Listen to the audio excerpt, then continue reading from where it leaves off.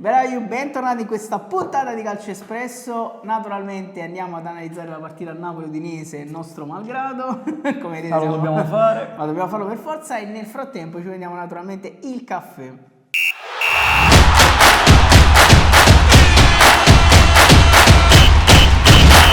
Stavo battendo tipo champagne. Stiamo facendo sciottini.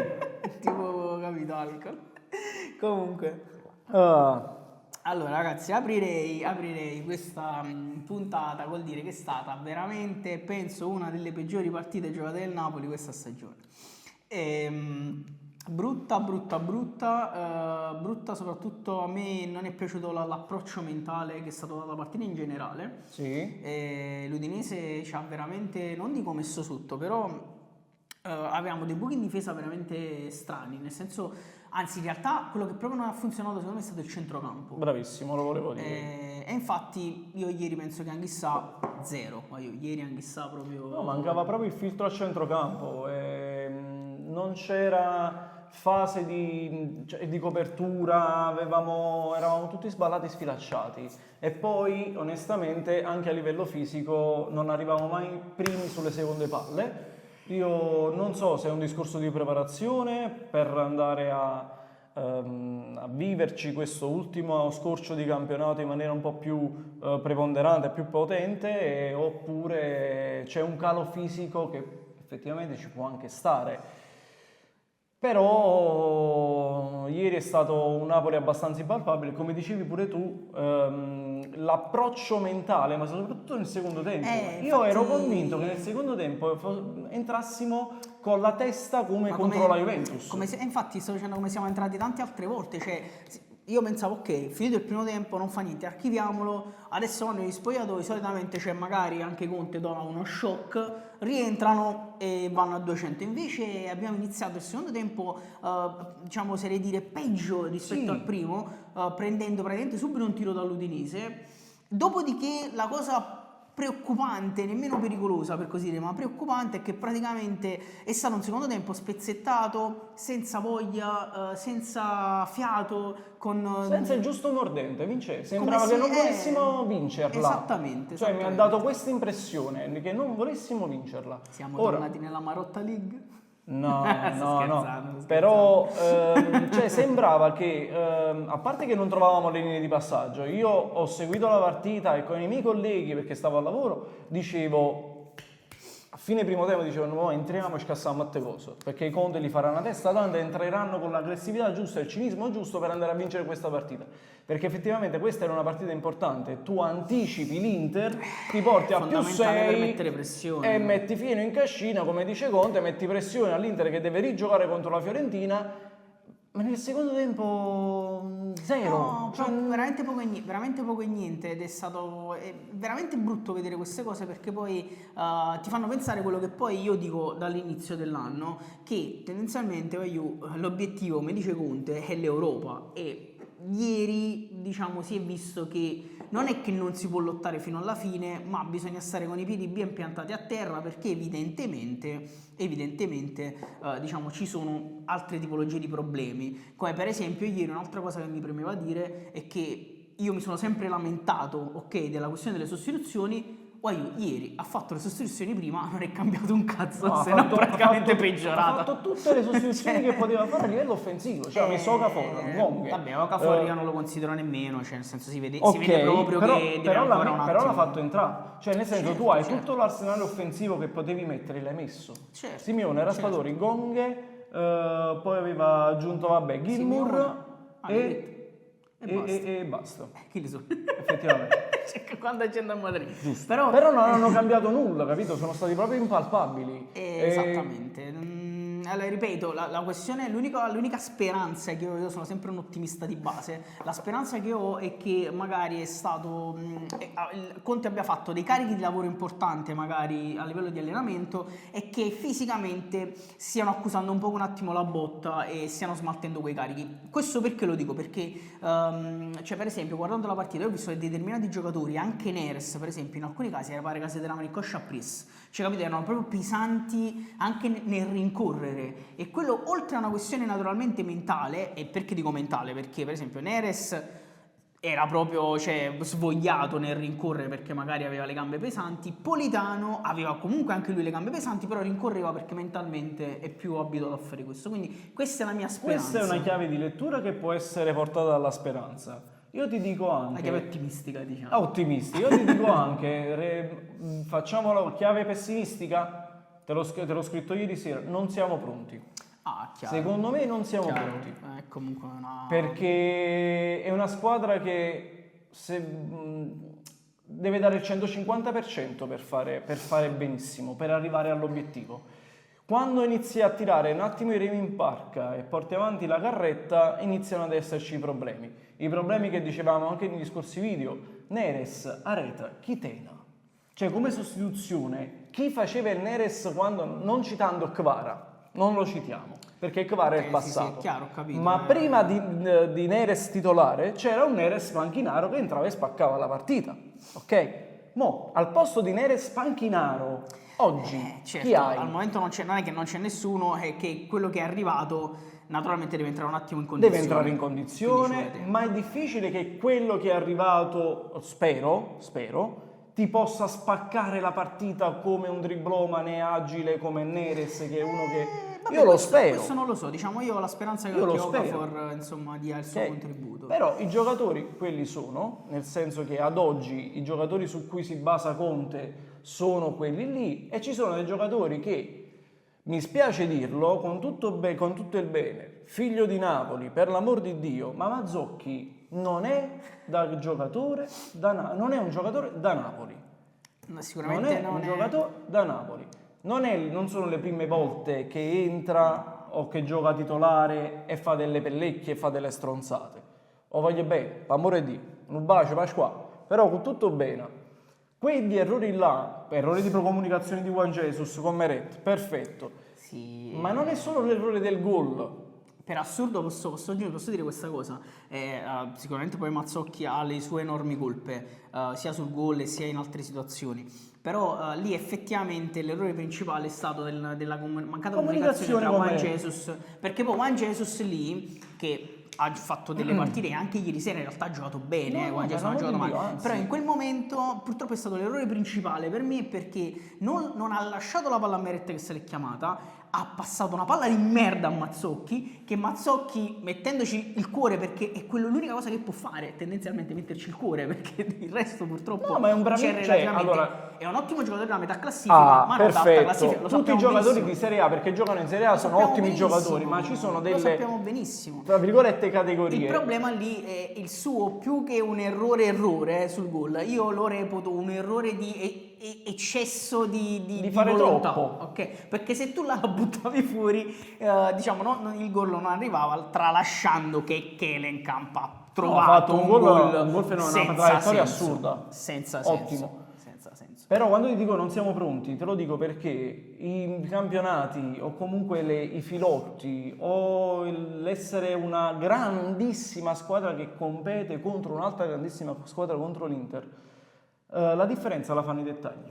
Chiaro. Questi dettagli qua, poi sommando, ora lasciamo la partita contro la Roma che al 92esimo, 93esimo, Mazzocchi va io non sono convinto che Conte la tralascerà, invece, quindi secondo me nel senso prendila come esame, però pensiamo non solo a quello, ma pensiamo anche a qui, cioè sono più episodi che sommandoli, sono dettagli che sommandoli ti portano poi a lungo andare a perdere dei punti importanti. Ma è chiaro, ma tra l'altro io tranquillamente dico è naturale, potrebbe anche essere naturale che non siamo pronti, perché come al solito noi ci scordiamo e cose, noi veniamo dall'anno scorso, è stato tragico, è stato ricostruito tutti e sia Manna sia Conte continuano a dire che siamo avanti sul percorso, il percorso quest'anno non prevede in teoria vincere il campionato per Conte, in teoria è chiaro che tu ti trovi lì, tutto quello che fai in più è tutto di guadagnato, è naturale, però comunque in teoria l'obiettivo è arrivo in Champions, prendo i soldi della Champions, attiro anche i giocatori e poi costruisco. Vediamo. Assolutamente. Questo diciamo è quello che ci continuano a dire. È normale che tu sei lì e in tutto questo stasera, diciamo in ogni caso saremo primi anche se l'Inter vince, sì. Quindi siamo ancora là. Infatti quello che poi che volevo dire, come stiamo scordando ovviamente perché ne capo me, è che in realtà io una cosa che volevo dire è che bisogna anche essere onesti e fare enormi complimenti all'Udinese ieri sera, perché il Napoli non c'era, e siamo d'accordo, ma l'Udinese è venuta con 2 palle così a Napoli a fare il suo gioco, ad imporre il suo gioco e a metterci in estrema difficoltà anche tatticamente, e su questo devo dire che Runjaic continua Mi ha diciamo, sorpreso, a me continua devo dire la sorprendermi verità, quest'anno. dall'inizio Runaic mi ha sorpreso perché pensavo che un allenatore che viene da una serie europea minore, arriva in Italia, comunque giocatori molto giovani, alcuni sconosciuti, ha amalgamato una bella squadra molto fisica e poi permettetemi di dire, Solé in difesa a me piaceva, a me Anzi, piace. hanno uno Solé a me scouting piace. spaventoso, cioè ma dove cazzo li trovano? Solé l'hanno preso a 0. Appunto, cioè, capito? Solé l'hanno preso a 0 e è andato all'Udinese. Lucca a me piace. Toven, vabbè, la tecnica Lucca- di Toven è quella Lucca è che è. cresciuto, Lucca Il è centrocampo tra Kelenkamp e Karlstrom che fa legna, pure un centrocampo bello corposo. Comunque, ovviamente, dove arrivano i demeriti del Napoli ci sono i meriti assolutamente, dell'Udinese. Le squadre sono sempre 2 in campo. Io questo ci tengo a sottolinearlo, però, perché pare che poi quando parliamo noi napoletani, insomma, sembra sempre che noi diciamo che il Napoli che gioca male ed è per questo che non vince. No, il c'è anche Napoli. l'altra squadra che gioca Sì, anche bene. sì. Io mi incazzo anche sempre quando vedo con chi vedo le partite che si lamentano, ma io dico, io guardate che giocano pure di là, cioè nel senso non è che ci siamo solo noi e No, ma quindi infatti. sbagliamo solo No, noi. perché se giocassimo solamente noi saremmo Ma vittoriosi magari- ogni volta, posso dire, Esattamente. facessimo 150 punti. Anzi, l'Udinese ha fatto una cazzo di partita, io ci tenevo a sottolinearlo perché veramente ci ha messo tatticamente in enorme difficoltà. Sì, ha giocato uomo contro uomo, non ti Ma dava, sì. non ti dava la possibilità dei fraseggi, non ti dava non c'erano le linee di passaggio, il centrocampo era abbastanza chiuso, andavano in ripartenza. E ci ha attaccato naturalmente su quello che loro sapevano fosse il punto debole ieri sera, che era purtroppo il lato di Mazzocchi, che ricordiamoci che comunque Gioca a destra. esatto, ha giocato anche comunque fuori posizione, quindi diamogli tutte le colpe del mondo. In realtà la colpa più grande che gli do a Mazzocchi, per così dire, è che lui nel secondo tempo pure è entrato con la paura, veramente la paura, No, poi ha è fatto stato anche altri errori. impalpabile. Cioè, Purtroppo- allora, io ho visto il secondo tempo, scusami, cioè, ho visto il secondo tempo e arrivavano le palle sulla sinistra a Mazzocchi, lui ha messo, se non sbaglio, 3 cross, tutti fuori, tutti sì, fuori, sì, tutti sì, mal sì, calibrati, tutti fuori. tutti sul secondo palo che uscivano al di fuori dalla traiettoria dei giocatori che facevano il taglio. Sì, sì, no, è stato proprio purtroppo... Cioè dalla sinistra è come se noi non attaccavamo, se dovevamo attaccare dalla sinistra la palla era persa. Io perciò dico, per amore di Mazzocchi, con tutto il bene, ti voglio bene, però esistono dei giocatori che sono giocatori non da squadre di alta classifica. Ma è naturale, altrimenti secondo giocherebbero me. tutti quanti nelle grandi Secondo squadre. me. È ovvio. Peccato che Spinazzola si è fatto male perché secondo me sarebbe stata un'altra partita. Stava giocando bene. Sì, Stava giocando bene, è entrato in condizione, stava avendo degli ottimi risultati. Va bene Mazzocchi, va bene così, però la prossima partita da trasì una da capa. Per me. Secondo me, invece, quello che io ti dico per la prossima partita, tra l'altro si giocherà a Roma contro la Lazio, tutto questo, però ci sarà anche Juventus-Inter in tutto questo, nella stessa giornata, Sì. quindi la prossima giornata sarà comunque divertente.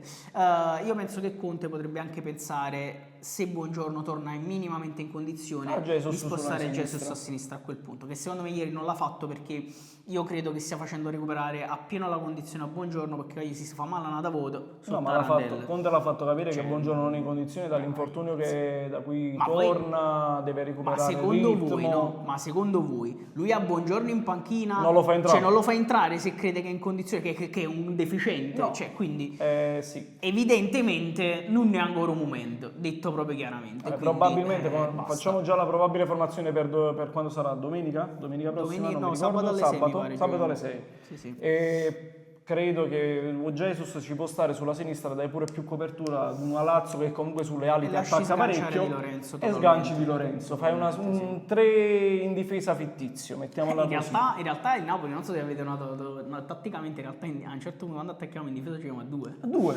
Sì, giochi con i due I centrali. centrocampisti entrano in mezzo al campo, Ma infatti, i terzini, scusate, i terzini. Infatti il gioco del Napoli con Spinazzola e Oliveira sulla sinistra era quello che ha fatto pure noi Mazzocchi, però Sì, ma il la livello, qualità è il il livello è La diverso, qualità è cioè diversa. Mazzocchi doveva rientrare per dare spazio poi a Neres.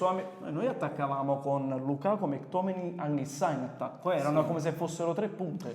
Ma pure lì, per esempio, cioè, non pensi che fossero troppo alti, cioè, a un certo punto, perché io vedevo proprio un centrocampo spaccato. No, è sempre giocato così il Napoli. Se tu vai a vedere le Forse- partite ha sempre giocato così. E allora Il problema è stata brava l'Udinese Esatto, a ripartire. torno a dire che è stata brava l'Udinese tatticamente a Oppure, chiuderci. se ti devo dare per quello che ho visto, forse la distanza dei reparti era più ampia rispetto alle partite precedenti. Quello sì. Forse quello è quello che ho notato.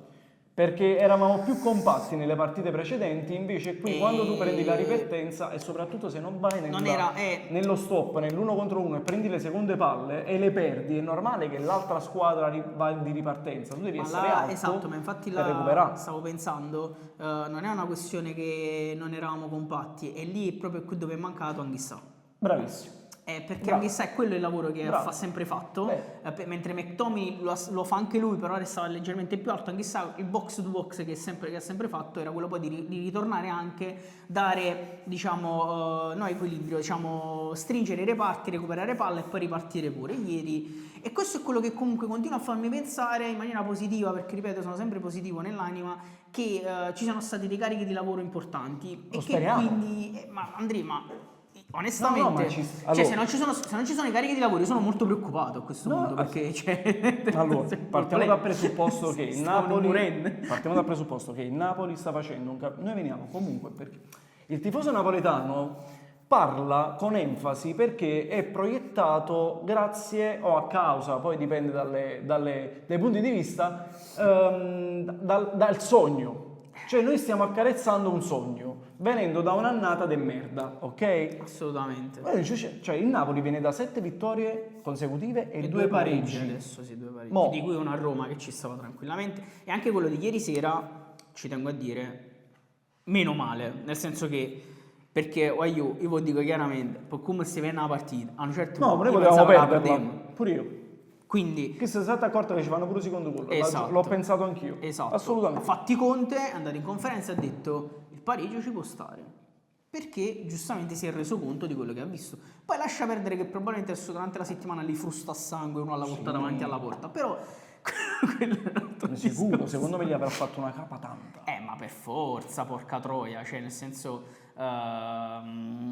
come dire, e comunque per come lavora lui e per come pensa lui non è accettabile comunque quello che ha visto in campo, a meno che diciamo non, Il discorso della il preparazione. discorso che facevo io, e quindi magari lui si aspettava una determinata cosa. Questo lo scopriremo naturalmente sabato contro la Io non Lazio, ti ripeto, vedremo che l'unica punto sta. cosa che critico è l'approccio del secondo tempo. A me quello ha lasciato sì, interdetto. sì. Solo quello Anche della se- partita. Perché primo tempo, bene o male, oltre la sbavatura che abbiamo fatto per il gol dell'Udinese, dopo 3 minuti dal vantaggio, ecco, vedi il cinismo di una squadra che tu sei andato in vantaggio, la devi tenere botta all'Udinese per quei 5-10 minuti, portala avanti. Quello è secondo me quello step in più che il Napoli deve fare, essere più mentalizzato nella gestione della partita. Sì, nella gestione dei momenti, anche se devo dirti anche su questa cosa che chiaramente è una cosa che è capitata nelle ultime 2 partite, quindi bisogna capire anche se è un calo mentale dovuto magari a un po' di pressione, non lo so. No, un non po' credo, di- per la pressione del primo posto non credo, può Però essere all'inizio che... campionato l'abbiamo fatta, questa Sì, cosa che hai detto, cioè- non lo so. in realtà è tutto un attimo da capire, cioè, nel senso è stata una partita molto molto strana. Speriamo, l'ultima cosa che vorrei dire è la speranza è che anche sia quello di Roma sia il pareggio di ieri sia poi un totale sprone, Sprono. come cazzo si dice, vabbè, comunque Vabbè, verso diciamo il futuro, nel senso che magari sia un motivo di poter dare comunque una scossa e dire ok, veniamo da 2 pareggi, l'ultimo, ecco quello che volevo dire, cioè la cosa incredibile è che in realtà ci deve comunque far piacere, no? Dice, abbiamo pareggiato con l'Udinese, tu dici che c'ha da far piacere, ci deve far piacere il pareggio con l'Udinese perché ragazzi, ad oggi nessuno pensava di poter essere lì. Quindi arrivare a dire, adesso mi spiego bene, che il pareggio contro l'Udinese di ieri ha il sapore di una sconfitta, in realtà ci deve far capire il percorso che anche Conte ha detto che stiamo facendo, che è un favoloso percorso, e anche lui ha detto fatecelo godere fino alla fine. Questo sì. Perché, ripeto, per me è importante questa cosa. È chiaro che uno è deluso, noi siamo delusi, no? Da tifoso sei deluso, se sei poi deluso. parli a livello razionale, Ragazzi, queste sono le partite che possono far crescere la squadra. assolutamente. Quello è sicuro, quello è assodato. Perciò quando ti dicevo il tifoso parla perché enfatizziamo anche troppo, noi per dire come ha detto anche Conte, siamo bianchi o neri. Nel senso che diciamo poi si è corretto subito rosso blu. Nel senso stiamo che scatenando la terza guerra mondiale, cioè nel senso andate che salvate noi proprio non vediamo la sfumatura, noi o vediamo che fa tutto Esatto. schifo o vediamo che è bello, siamo la squadra più forte del mondo. Vediamo anche la parte centrale, la sfumatura ogni della partita. tanto qualche sfumatura. Lo dico in primis per me stesso, perché io a volte mi faccio prendere dall'enfasi dell'essere tifoso e dobbiamo anche razionalizzare poi i discorsi. Quindi, Io invece vedo troppe sfumature a volte.